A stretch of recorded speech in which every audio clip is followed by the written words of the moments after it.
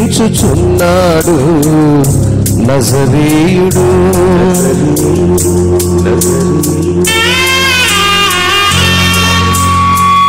నడక నేర్పుచున్నాడు మనువీడు,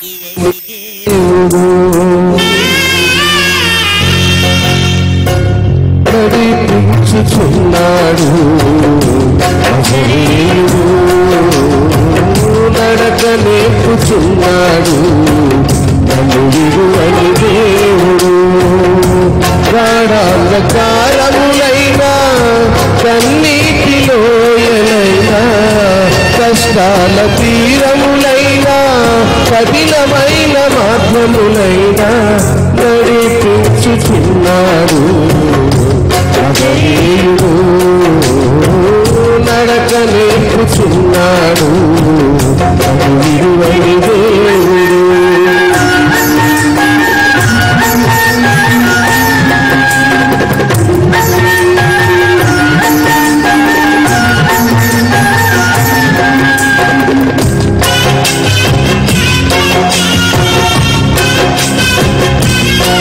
స్తోత్రం. చప్పట్లు కొడుతూ దేవుడు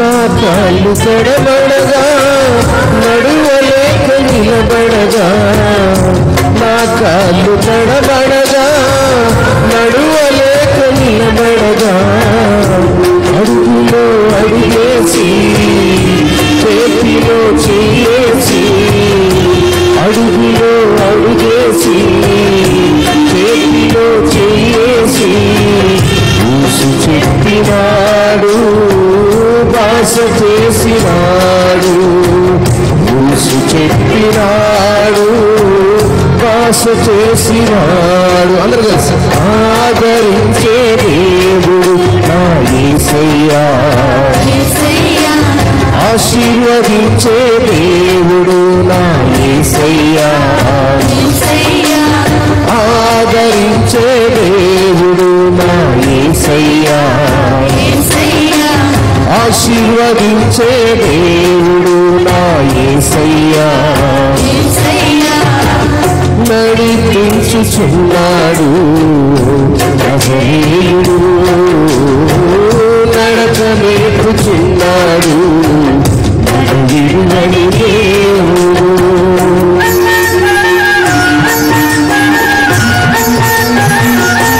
స్తోత్రం.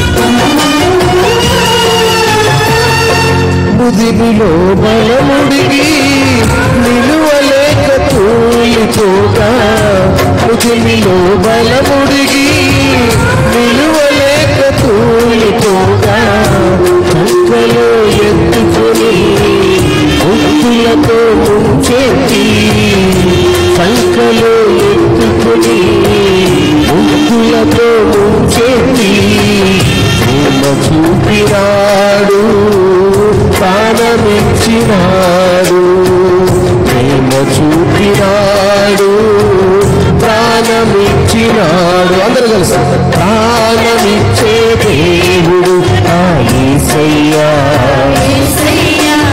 ప్రేమ చూపే దేవుడు నా యేసయ్యా, ప్రాణమిచ్చే దేవుడు నా యేసయ్యా, ప్రేమ చూపే దేవుడు నా యేసయ్యా, నడిపించుచున్నాడు నజరేయుడు, నడక నేర్పుచున్నాడు నన్ను విడువని దేవుడు. గాఢాంధకారములైనా కన్నీటి లోయలైనా కష్టాల తీరములైనా కఠినమైన మార్గములైనా నడిపించుచున్నాడు నజరేయుడు, నడక నేర్పుచున్నాడు నన్ను విడువని దేవుడు. Praise the lord. స్తోత్రం స్తోత్రం. మంచిది. ఈ యొక్క మధ్యాహ్న కాల సమయంలో ఈనాటి ప్రత్యేక దినము, పరిశుద్ధ దినం అనేది ప్రతి ఆదివారము పునరుద్ధాన దినము జరుగుతూ వస్తున్నటువంటి విధానంలో ఈరోజు ప్రత్యేకమైనటువంటి దినాన్ని మనము మరి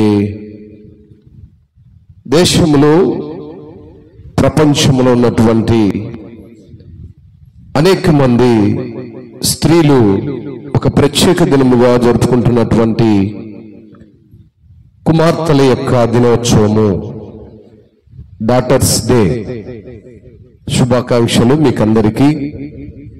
నిజంగా దేవుడు స్త్రీలుగా, కుమార్తెలుగా, అత్తలుగా, కోడళ్ళుగా ఈ రీతిగా ఆయా స్థానాల్లో దేవుడు మనుషులను నిర్మాణం చేసుకుని తల్లులుగా, తండ్రులుగా ఈ రీతిగా వారి వారి విధానములో మరి యవ్వన కాలములో కుమార్తెలుగా, వివాహమైన తర్వాత భార్యలుగా, వారికి కుమార్తెలు కుమారులు కలిగిన తర్వాత అత్తలుగా, వారి యొక్క కుమార్తెలు జరిగిన తర్వాత నాయనమ్మలుగా ఈ రీతిగా ఒక్కొక్క వయస్సులో ఒక్కొక్క విధానంలో దేవుడు సృష్టిలో ప్రణాళికనిచ్చి ఆ ప్రణాళికలో ఈ విధానంలో కొనసాగటం అనేది నిజంగా దేవుడు మనుషులపై ఉన్నటువంటి అపారమైన ప్రేమ. స్తోత్రం.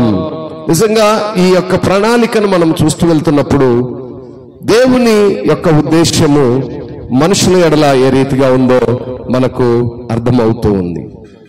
మంచిది. ఈనాడు ఈ యొక్క కుమార్తెల యొక్క దినోత్సవము సందర్భంగా నేను ఇప్పుడే అనుకుంటూ ఉన్నాను. ఇప్పటి వరకు నాకు ఐడియా లేదు. ఇప్పుడే జస్ట్ తెలిసిన తర్వాత కొన్ని మాటలైనా మరి కుమార్తెలను ఉద్దేశించి మాట్లాడాలని ఆశతో ఒక 2-3 మాటలను మనము ఇద్దరము పంచుకుందాం.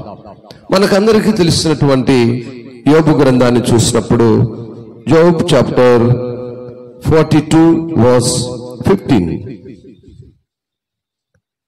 యోబు గ్రంథము 42వ అధ్యాయము 15వ వాక్యం. ఆ దేశమంతటను యోబు కుమార్తెలంత సౌందర్యవంతులు కనబడలేదు. చర్మ పిల్లరా గమనించినట్టయితే, and all the land there were no women so beautiful as Job's daughters. పరిశుద్ధ గ్రంథంలో లేఖన గ్రంథమంతటిని మనం పరిశీలించినప్పుడు స్త్రీలను కుమార్తెలుగా ఉన్నటువంటి విధానము, పురుషుడైనను స్త్రీ అయినను వారి యొక్క సౌందర్యము కనపడేది ఎప్పుడు అంటే యవ్వన కాలములో, అంతే కదండి. టీనేజ్ వయసు అంటారు. యవ్వన కాలం ఉన్నటువంటి ఆ పిల్లల యొక్క సౌందర్యము దినములు తరిగినప్పుడును దినములు పెరిగినప్పుడు కనపడదు. బాల్యంలో ఉన్నప్పుడు సౌందర్యం కనిపించదు. లేదా వివాహాలు అయిన తర్వాత అప్పుడేమవుతారు? ఈ టీనేజ్ వయసు ఎప్పుడు దాడుతుంది? యవ్వన కాలం అనేది ఎప్పుడు దాడుతుంది? వివాహాలు అయిన తర్వాత. ఈ మధ్యస్థ సమయంలో ఉన్నటువంటిదే యవ్వన కాలము. ఆ యవ్వన కాలములో సౌందర్యం. ఆనాడు యోబు యొక్క కుమార్తెలను మనము చూసినప్పుడు ఆయనకు ముగ్గురు కుమార్తెలు కలిగి ఉండిరని మనం చూస్తాం. ఆ ముగ్గురులలో యమీమా, కెజియా, కెరెంహప్ అనేటువంటి ముగ్గురు కుమార్తెలు మరి యోబుకు కలిగినట్లుగా మనం లేఖనాల్లో చూస్తున్నాం. కుమార్తెలు కలిగి ఉండటము అనేది దేవుని యొక్క చిత్తములో అదొక, నేను ఈనాడు పరీక్షిస్తున్న విధానాలను గమనించినప్పుడు కుమార్తెలు కలిగినటువంటి తండ్రులకి కత్తి మీద సాము లాంటి విధానం ఈ దినాల్లో. పురాతన దినాల్లో కూడా ఇలా ఉన్నప్పటికీ ఈ దినాల్లో మరి ఎక్కువగా తండ్రుల యొక్క ప్రయాస, తండ్రుల యొక్క భారము, బిడ్డల ఎడల వారికి ఉన్నటువంటి ఆ వేదన, తపన నేను కళ్ళారా చూస్తున్నాను. ఎందుకనగా ఆ బిడ్డల యొక్క చదువులు, వారి యొక్క యవ్వన కాల ప్రవేశము, అనంతరము వారి యొక్క ఉండవలసినటువంటి సెక్యూరిటీ, ఆ వారి వివాహాల కొరకు ప్రయాసపడేటువంటి ఆర్థిక మానసిక పరిస్థితులను నేను గమనిస్తున్నాను గనుక కుమార్తెల యొక్క స్థితిని నేను చూడగలుగుతున్నాను. కుమార్తెలు అనబడే వారి యొక్క విధానములో తల్లిదండ్రుల యొక్క పాత్ర ఎంత ఉందంటే ఒక రోజుతో, ఒక దినముతో ముగిసిపోయేది కాదు. ఇది జీవిత పర్యంతం వరకు ఉండేటువంటిది. జీవిత పర్యంతం వరకు తల్లిదండ్రులకు బిడ్డలపై ఉండేటువంటి అపేక్ష, అంత మాత్రమే కాకుండా ఒక బాధ్యత కూడా ఇక్కడ కనపడుతూ ఉంది. కుమార్తెల విషయములలో దేవుడు యోబును ఆశీర్వదించాడు. మొదటి అధ్యాయములో ఆశీర్వదించాడు. మధ్యలో కొంతకాలము ఎన్నో శ్రమను అనుభవించాడు. చివర మరలా 42వ అధ్యాయంలోకి వచ్చేసరికి అంతకంతకు ఆశీర్వదించబడ్డాడు. ఆశీర్వాదాలను మనం ఎందుకు జ్ఞాపకం చేసుకోవాల్సి వస్తుందంటే కలిగిన కుమార్తెల వలనో కుమారుల వలనో కాదు, గాని దేవుని చిత్తములో కలిగినటువంటి బిడల పక్షములో తండ్రుల యొక్క, తల్లుల యొక్క పాత్ర, ఆ ప్రమేయము, ఆ బాధ్యతలు ఇక్కడ కనిపిస్తూ ఉన్నాయి. అటువంటి బాధ్యతతో కూడినటువంటి స్థితిలో యోబును దేవుడు జ్ఞాపకం చేసుకున్నట్లుగా మనం లేఖనాల్లో చూస్తున్నాం. మనము 42వ అధ్యాయము 10వ వాక్యంలో చూసినప్పుడు, మరియు యోబు తన స్నేహితుల నిమిత్తము ప్రార్థన చేసినప్పుడు యెహోవా అతని క్షేమ స్థితిని మరలా అతనికి దయచేసెను, మరియు యోబునకు పూర్వము కలిగిన దానికంటే రెండంతలు అధికముగా యెహోవా అతనికి దయచేసెను. అప్పుడు అతని సహోదరులందరూ, అతని అక్కచెల్లెలందరూ, అతనికి ముందు అతనికి పరిచయులైన వారిని వచ్చి అతనితో కూడా అతని ఇంట అన్నపానములు పుచ్చుకొని యెహోవా అతని మీదికి రప్పించిన సమస్త బాధను గూర్చి ఎంతలేసి దుఃఖములు పొందుతుమని అతని కొరకు దుఃఖించుచు అతనిని ఓదార్చిరి. ఇదియుగాక ఒక్కనొక్కడు ఒక వరహాను, ఒక్కొక్కడు బంగారు ఉంగరమును అతనికి తెచ్చి ఇచ్చెను. దేవుడు యోబు యొక్క ఆ పోయినటువంటి స్థితిని, లేదా పోయిన సంపదను, పోగొట్టుకున్నటువంటి ఘనతను, పోగొట్టుకున్నటువంటి ఆ యొక్క ప్రత్యేక స్థితిని మరలా పొందుకున్నటువంటి విధానాన్ని మనము ఈ అధ్యాయంలో చూడగలుగుతున్నాం. యోబు యొక్క స్థితిని మనం గమనించినప్పుడు బిడ్డలపై తనకున్నటువంటి ఆ అపేక్షను దేవుని కంటే గొప్పగా మాత్రం ఏమాత్రం ఎంచలేదు. ఎంచాడండి? ఏమాత్రము ఎంచలేదు.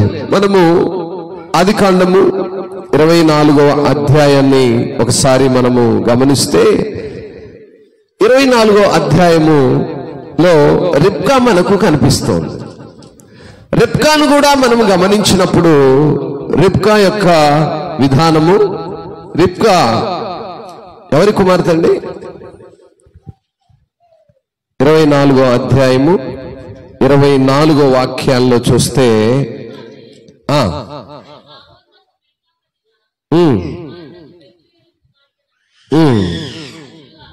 చాలమ్మా.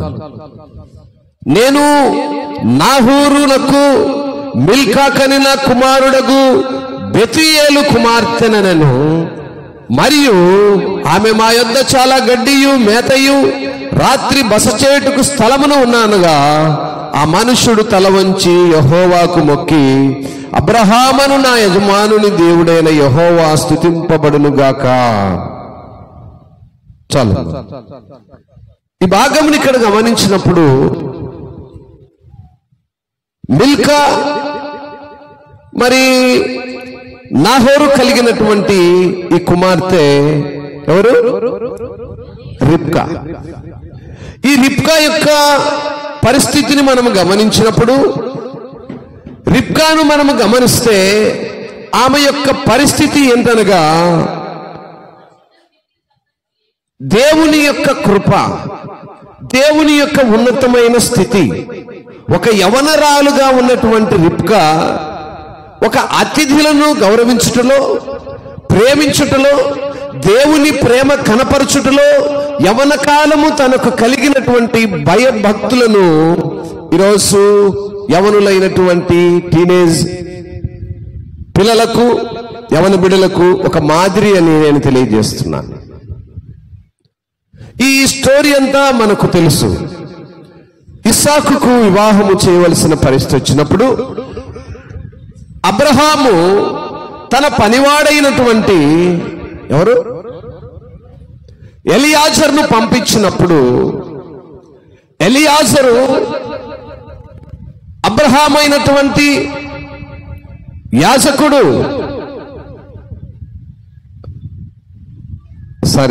కాదు, ఎలియాజరు అబ్రహాము యొక్క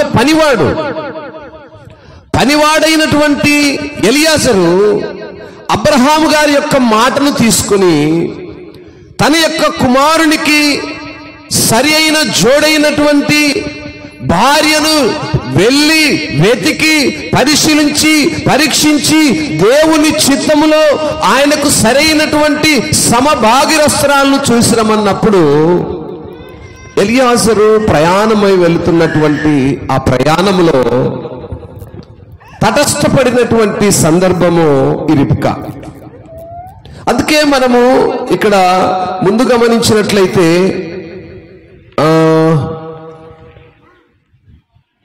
18వ వాక్యం నుంచి చూస్తే, అందుకామె అయ్యా త్రాగుమని చెప్పి త్వరగా తన కడవను చేతి మీదికి దించుకొని అతనికి దాహం ఇచ్చెను. మరియు ఆమె అతనికి దాహం ఇచ్చిన తర్వాత, నీ ఒంటెలు త్రాగుమట్టుకు వాటికి నీళ్లు చేదిపోయిందని చెప్పి త్వరగా గాడిలో తన కడవ కుమ్మరించి తిరిగి చేదుటకు బావికి పరిగెత్తుకొని పోయి అతని ఒంటెలన్నిటికీ నీళ్లు చేదిపోసాడు.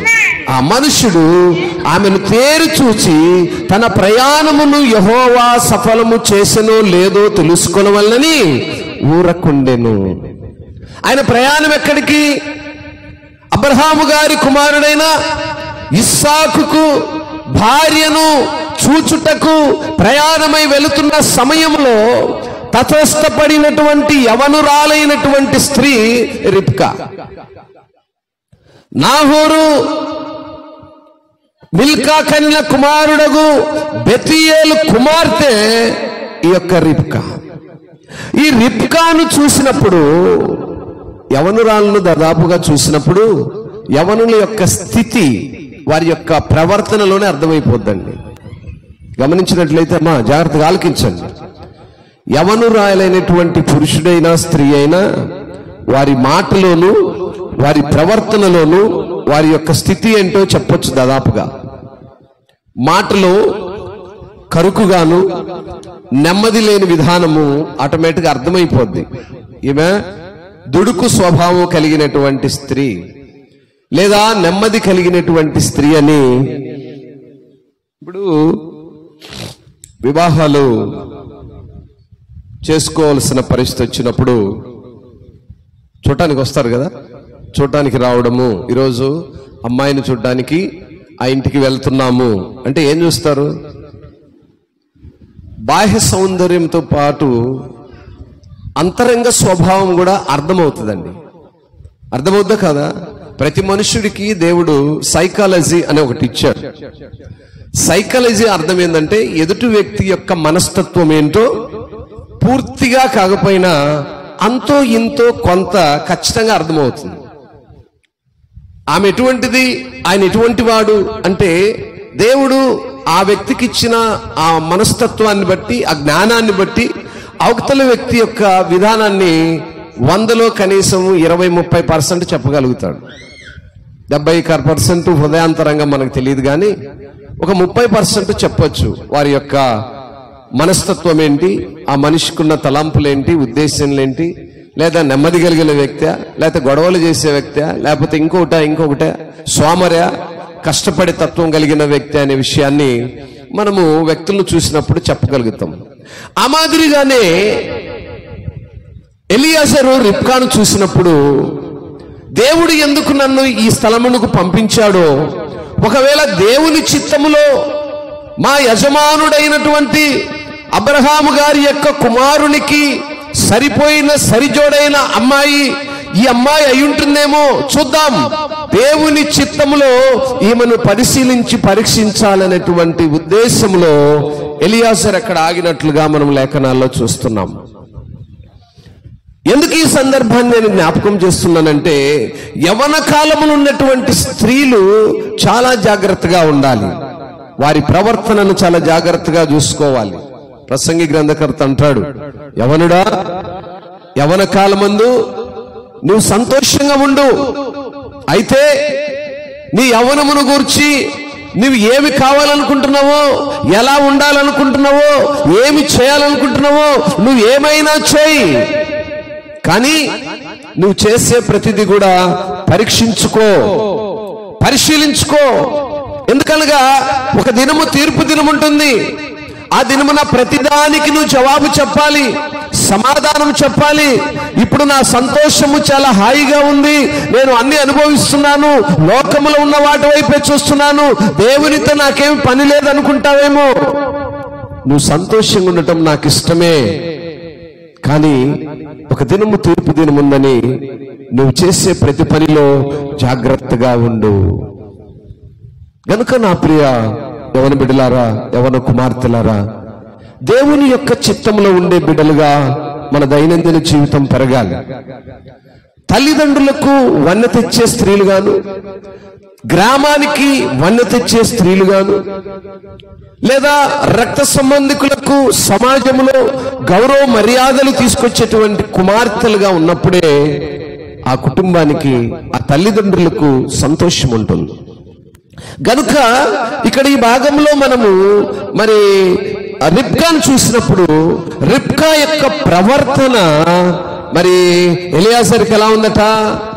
ఇది దేవుని చిత్తములో ఉన్నదేమో. ఈ యవనురాలైనటువంటి ఈ అమ్మాయి వలన నా యజమానుడైనటువంటి అబ్రహాము గారి కుమార్తెకు దేవుడు ఇక్కడ ఏర్పాటు చేయబడినటువంటి ఈ యవనురాలు అనే ఒక తీర్మానానికి వచ్చాడు. ఆమెతో ఏమైనా పరిచయం ఉందా? అంతకుముందు ఎప్పుడైనా కలిశాడా? స్నేహం ఉందా? రక్త సంబంధము అబ్రహాము గారికి ఈ బెతీయేలు యొక్క కుమార్తె కుటుంబానికి ఉన్నప్పటికీ తెలియదు ఈయనకి. తర్వాత తెలిసింది కదా, ఆమె వాళ్ళ ఇంటికి తీసుకెళ్ళాక వాళ్ళు పరిచయం చేసుకున్నాక, నువ్వు నా అక్క కొడుకువి, నువ్వు అక్క కూతురివి, మనం బంధువులము కదండి. ఈరోజు కూడా చాలా సంబంధాలు మనం వెళ్తే ఏ ముక్కుంతో ముఖం తెలియకుండా ఆ ఇంట్లో కూర్చున్నాక లాంగ్ ఏగో వెళ్తే ఎక్కడో కనెక్ట్ అవుతూ ఉంటుంది. ఎక్కడొక దగ్గర ఎవరో ఒకరితో ఏదో సందర్భంలో మన ఫోర్ ఫాదర్స్ నుంచి ఇప్పుడు వరకు చూస్తాం, ఎక్కడో ఒక దగ్గర ఏదో సందర్భంలో కనెక్ట్ అవుతూనే ఉంటారు. ఆ మాదిరిగానే రిబ్కాను చూసినప్పుడు ఎలియాజరు ఎంతో సంతోషించాడు. ఈరోజు యవ్వన బిడ్డలను బట్టి తల్లిదండ్రులు సంతోషించాలి, గ్రామము సంతోషించాలి, ఇరుగు పొరుగు వారు సంతోషించాలి. నిన్ను కొనియాడబడేటువంటి స్త్రీగా, కుమార్తెగా, యవనురాలుగా ఉండాలి. అది ఎప్పుడొస్తుందంటే దేవునితో మమేకమైనప్పుడే వస్తుంది. ఈరోజు సమాజంలో గమనిస్తే యవనుడైన పురుషుడైనా స్త్రీ అయినను లోకం వైపే చూస్తున్నారు. లోకం వైపు చూస్తే బానే ఉంటుంది, చాలా సంతోషంగా ఉంటుంది. సొలొమోను భక్తుడు రాసినట్టుగా ప్రసంగి గ్రంథం లాగానే ఉంటుంది. అయితే తర్వాత పరిణామాలను పరీక్షించుకున్న వారే దేవునికి సమీపంగా ఉంటారు. తర్వాత దేవుని యొక్క తీర్పేంటి, దేవుడు మనకిచ్చిన సంతోషం ఎందులో, లోకములోనా దేవునిలోనా? దేవుడు మన నుంచి కోరుకుంటుంది, నాలో మీరు వేరు పారాలి అన్నాడు. వేరు పారాలంటే ఒక మొక్క వలె, ఒక చెట్టు వలె మీరు ఎదగాలి, అంటుగట్టబడి పెద్ద మానవ్వాలి అనేది ఉద్దేశం కదండి.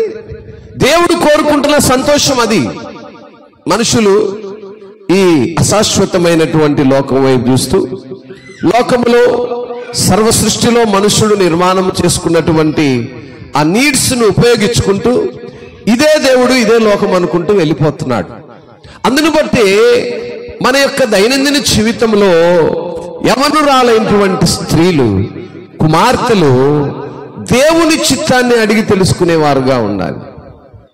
ఇక్కడ రిబ్కాను చూడటానికి వచ్చిన ఎలియాజరును చూసినప్పుడు కూడా ఎలియాజరు ఆ రిబ్కాను అడుగుతాడు, అమ్మా నువ్వు ఎవరు, ఏంటి, నేను ఫలానా పని మీద వచ్చాను, ఇట్లా సంగతి అన్నప్పుడు రిబ్కా అంటుంది, ఇది మాకు సమీపంలో తల్లిదండ్రులు కలరు, మీరు వచ్చి మా ఇంట్లో సేద తీర్చుకొని వారితో మీరు కలిసి మాట్లాడండి అనే సందర్భాన్ని ఆమె పలకటాన్ని చూస్తాం. ఎందుకనగా ఒక కుమార్తెగా ఉన్నటువంటి నీవు తల్లిదండ్రుల యొక్క బరువు బాధ్యతలను గుర్తించాలి. చాలా మంది స్త్రీలు ఆ విషయాలను జ్ఞాపకం చేసుకోవట్లేదు. తల్లుల యొక్క ఆ బాధను ఈరోజు ఉదయకాలం మందు మా కోడలు చాలా అనానుకూల పరిస్థితిలో హాస్పిటల్లో చేరవలసి వచ్చింది. 5th మాసం నడుస్తున్నటువంటి బిడ్డ ఆ ఉమ్మనీరు అనేది పడిపోతున్న స్థితిలో తెల్లవారి 4 గంటల నుంచి హాస్పిటల్ దగ్గర ఉన్నాం. 5వ మాసం 3వ మాసంలో అబార్షన్లు కలిగినటువంటి పరిస్థితులు. గర్భం అనేది నిజంగా దేవుడు పెట్టిన ఒక శాపం అండి. స్త్రీకి దేవుడు పెట్టిన శాపము. దానిలో నుంచి బయటికి రావడం అనేది ఎలా ఉంటుందంటే చాలా కష్టతరమైన పరిస్థితి. ఆ మొదటి మాసము ప్రారంభమై 9 మాసాలు ముగించేలోపు ప్రతి నెల ఒక గండముగా ఉంటూ ఉంటుంది. కనుక యవనురాలైనటువంటి స్త్రీల యొక్క స్థితిని గమనిస్తున్నప్పుడు దేవుని చిత్తమును అడగాలి. ప్రతి విషయంలో దేవుని చిత్తాన్ని అడగాలి. వివాహ పరిస్థితిలో, ఉద్యోగాల పరిస్థితిలో, చదువుతున్న విధానములో, ఈనాడున్నటువంటి ఈ టెక్నాలజీ యవనస్తులను ఇమ్మీడియట్ గా టెంప్ట్ చేసే పరిస్థితి.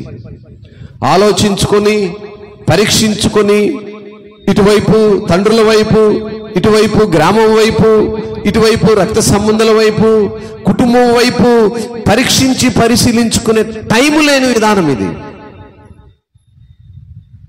ఎందుకంటే ఇప్పుడున్న టెక్నాలజీ అటువంటిది. అంత ఫాస్ట్గా ఆలోచనలు, ఫాస్ట్గా డిమోటు, ఫాస్ట్గా మరలా అనేక పరిస్థితులకు వెళ్ళిపోయే విధానం.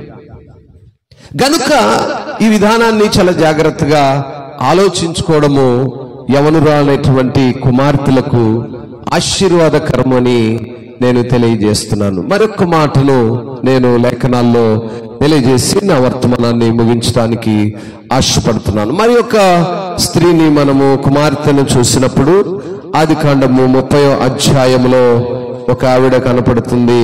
ఆమె పేరు దీనా. 30వ అధ్యాయము 21వ వాక్యాన్ని చూసినప్పుడు, ఆ తరువాత ఆమె కుమార్తెను కని ఆమెకు దీనా అని పేరు పెట్టెను. చాలమ్మ. దేవుడు రాహేలును జ్ఞాపకం చేసుకుని ఆమె మనవి విని గర్భము తెలిచెను. ఆమె గర్భవతి అయి కుమారుని కని దేవుడు నా నిబంధన తొలగించననుకొనెను. మరియు ఆమె యెహోవా మరి యొక్క కుమారుణ్ణి నాకు దయచేయునుగాకని. చాలు, ఈ సందర్భం మనకు పనిలేదు. ఇక్కడ ప్రాముఖ్యంగా మనము గమనిస్తే దీనా యొక్క పరిస్థితిని మనము చూడగలుగుతాం. దీనాను చూసినప్పుడు దీనా స్థితి ఏంటి అంటే యవనురాలైనటువంటి కుమార్తె, తల్లిదండ్రులకు అన్నదమ్ములకు ఎంతో ఇష్టమైన కుమార్తె.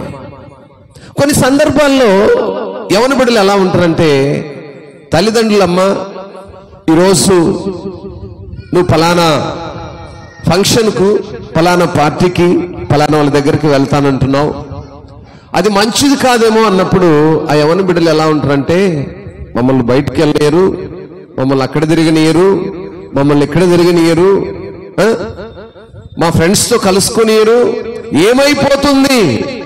ఏమైపోతుంది అనేది మీకు తెలియదు. ఎవరిని తెలుస్తుందా? ఎవరి బిడ్డలకు తెలియదు. పరిస్థితులు ఈ టెక్నాలజీలో చెప్పా కదా, చాలా ఫాస్ట్ టెంప్టేషన్, ఫాస్ట్గా డిమోట్ అయిపోవడం. ఆ స్థితిలో ఇక్కడ దీనా కూడా కనిపిస్తుంది మనకు. ఆనాడెప్పుడో, ఇప్పుడు ఉన్న ఈ పరిస్థితి కంటే ఆనాడు ఎప్పుడో దీనా కూడా అదే పరిస్థితిలో ఉంది కదా. లోకంలోనికి వెళ్ళొద్దమ్మా, లోకము మంచిది కాదు, లోకంలో ఉన్న పరిస్థితులు చాలా దైనందినంగా ఉంటున్నాయి, కాబట్టి నువ్వు లోకం వైపు చూస్తే పాడైపోతావని తల్లిదండ్రులు, అన్నదమ్ములు గద్దించారు. దేన్ని బట్టండి? తల్లిదండ్రులు ఎందుకు గద్దిస్తారు? అన్నదమ్ములు ఎందుకు కుమార్తెలను గద్దిస్తారు? మంచిగా చెడుకా? అది మేలు అని అంచరు. మేలు అని ఎప్పుడు ఎంచుతారు? కీడు సంభవించి అది మన వరకు వచ్చి దాన్ని మనము మోస్తున్నప్పుడు, దాని నుంచి వచ్చినటువంటి నిందలు, బాధలు, అపవాది, అంధకార సంబంధమైన పరిస్థితులను ఎదుర్కొంటున్నప్పుడు అప్పుడు అనుకుంటారు, అయ్యో నా తల్లిదండ్రుల మాట వినుంటే ఈ నిందను నేను మోసేవాన్ని కాదేమో, నా అన్నదమ్ముల మాట నేను వినుంటే ఈరోజు లోకములో నేను ఇలా ఉండేదాన్ని కాదేమో అనేటువంటి పరిస్థితిని మనం లోకములో చూస్తున్నాం. దీన యొక్క స్థితి కూడా అలా అయిపోయి లాస్ట్కు దీన కొరకు ఏమవుతారు? అన్నదమ్ములు దొంగలుగా, పెద్ద హంతకులుగా తయారైపోతారు. దేని కొరకు? ఆమె లోకములోనికి వెళ్ళొద్దంటే వెళ్ళింది, అన్యుల చేతిలో బలైపోయింది. ఆ పగతో, కసితో తన అన్నదమ్ములు హంతకులుగా మారిపోయారు. అంటే ఇప్పుడు దీని అర్థం ఏంటి? ఆ బిడలపై, ఆ తల్లిదండ్రులకు, ఆ అన్నదమ్ములకు ఉన్నటువంటి ప్రేమను యవన కాలంలో ఉన్నటువంటి కుమార్తెలు గుర్తించలేకపోతున్నారు అనేది ఇక్కడ మనకు ఒక మాదిరి కనిపిస్తుంది. కనుక నా ప్రియ దేవుని సంగమా, యవన బిడ్డలారా, దేవుని యొక్క చిత్తములో దేవుడు జ్ఞాపకం చేసుకుని తల్లిదండ్రులకు బహుమానముగా ఇచ్చినటువంటి కుమార్తెలు, కుమారులు ఆస్తులు, అందుకే స్వాస్థ్యం అని పిలుస్తాం. కుమార్తెలు బహుమానాలు, కుమార్తెలు తల్లిదండ్రులకు బహుమానాలు, గిఫ్ట్లు, చాలా జాగ్రత్తగా ఉంచుకునేటువంటి బహుమానాలు. అందుకే తల్లిదండ్రులు ఎప్పుడు యవనులైనటువంటి కుమార్తెల వైపే కన్నుంచుతారు. ఎందుకు? ఆ బహుమానము పడిపోద్దేమో, పాడైపోద్దేమో, పగిలిపోద్దేమో, చిరిగిపోద్దేమో అనే భద్రత. కనుక నా ప్రియ దేవుని సంగమా, దేవుని బిడ్డలారా, ఈ యొక్క మధ్యాహ్న కాల సమయంలో ఈ కుమార్తెల యొక్క దినోత్సవం సందర్భంగా ముగ్గురు వ్యక్తులను మనం ఇక్కడ జ్ఞాపకం చేసుకున్నాం. మొదట సౌందర్యవంతులైనటువంటి యోబు కుమార్తెలు, రెండవదిగా మంచి జ్ఞానము, దేవుని యొక్క చిత్తము, దేవుని యొక్క భయభక్తుల్లో తండ్రులకు వన్నె తెచ్చేటువంటి కుమార్తెగా రిబ్కా, మూడవదిగా లోకం వైపు చూస్తూ తల్లిదండ్రుల మాటలను లెక్క చేయక తన యొక్క సౌభాగ్యమును పోగొట్టుకొని అన్నదమ్ముల మధ్యను, కుటుంబీకుల మధ్యను ఒక హతసాక్షులుగా, హంతకులుగా తయారయ్యే స్థితికి తీసుకొచ్చినటువంటి దీని అనుమానం గమనిస్తున్నాం. ఇప్పుడు మనము మరి యవన కుమార్తెలైనటువంటి బిడ్డలు జాగ్రత్తగా జ్ఞాపకం ఉంచుకోవాలి. తల్లిదండ్రుల యొక్క బాధలు, లోకములో వారి స్థితిని గమనిస్తున్నప్పుడు, ప్రతి కుటుంబంలో వారి పరిస్థితులను చూస్తున్నప్పుడు నేను ఎంతో బాధపడుతూ ఉంటున్నాను. ఆ బిడ్డల యొక్క స్థితి ఈరోజు ఇప్పుడున్న పరిస్థితిలో ఆడపిల్లలను పెంచి పెద్ద చేసి వివాహాలు చేయడం అంటే ధనవంతులకు పెద్ద కష్టం అనిపించట్లేదు, కానీ సామాన్య ప్రజలకు చాలా కష్టంగా ఉంటుంది. గనుక యవనులైనటువంటి కుమార్తెలు దేవుని చిత్తమునకు లోబడితే ఎలా ఉంటాం, లోకం వైపు చూస్తే ఎలా ఉంటాం, ఆ మాదిరిగా దేవుడిచ్చిన సౌందర్యం కలిగినటువంటి ఆ తండ్రికి వన్నె తెచ్చే పిల్లలుగా ఉంటే ఎలా ఉంటామో దేవుడు ఈరోజు మనతో, నీతో, నాతో మాట్లాడున్నాడు. కనుక ఆయన ముద్దుజుని వరకు మనల్ని ఎత్తుకొని ముద్దాడేవాడై ఉన్నాడు. కనుక ఆయన చిత్తానికే మనం లోబడేవారుగా ఉన్నప్పుడు దీవించబడతారు, ఆశీర్వదించబడతారు. నువ్వున్న స్థలములోను, గ్రామములోను, పట్టణములోను, వెళ్ళు మార్గములోను నీవు పేరు కలిగినటువంటి బిడ్డగా, ఫలానా ఫలానా అనేటువంటి ఆ గొప్ప ఘనతను పొందుకున్నటువంటి కుమార్తెవుగా నీవు ఉంటావు. అట్టి కృపలో, అట్టి మరి నిరీక్షణలో, అట్టి భయములో, అట్టి భక్తిలో తల్లిదండ్రులు ఆ రీతిగా పెంచాలి, బిడ్డలు ఆ రీతిగా లోబడి ఉండాలి. అప్పుడే ఆ బిడ్డకు ఆశీర్వాదము, ఆ తల్లిదండ్రులకు సంతోషం. నేను ఇందాక చెప్తూ బ్రేక్ చేశాను. ఈ నవమాసాలు మోసేటువంటి తల్లుల యొక్క ఆ నొప్పిని ఈ బిడ్డలు గ్రహించలేకపోతున్నారు. 9 మాసాలు ఆ తల్లి ఎంతో శ్రమపడి ఆ బిడ్డను కని తన ప్రాణమును ఇవ్వటానికైనా సిద్ధపడి నీకు ప్రాణం ఇచ్చిన ఆ తల్లిదండ్రుల మాటకు లోబడినప్పుడు ఎంత బాధగా ఉంటుందంటే, ఆ వయస్సు ఆ బాధను తెలియనివ్వదని నాకు అర్థమైంది. యవన కాలంలో ఉండే ఆ వయస్సు, ఆ కుమార్తెలు నడిప్రాయంలో ఉండేటువంటి ఆ తల్లి తండ్రి యొక్క బాధను వీరు గ్రహించక త్రోవ తప్పుతూ ఉన్నారు.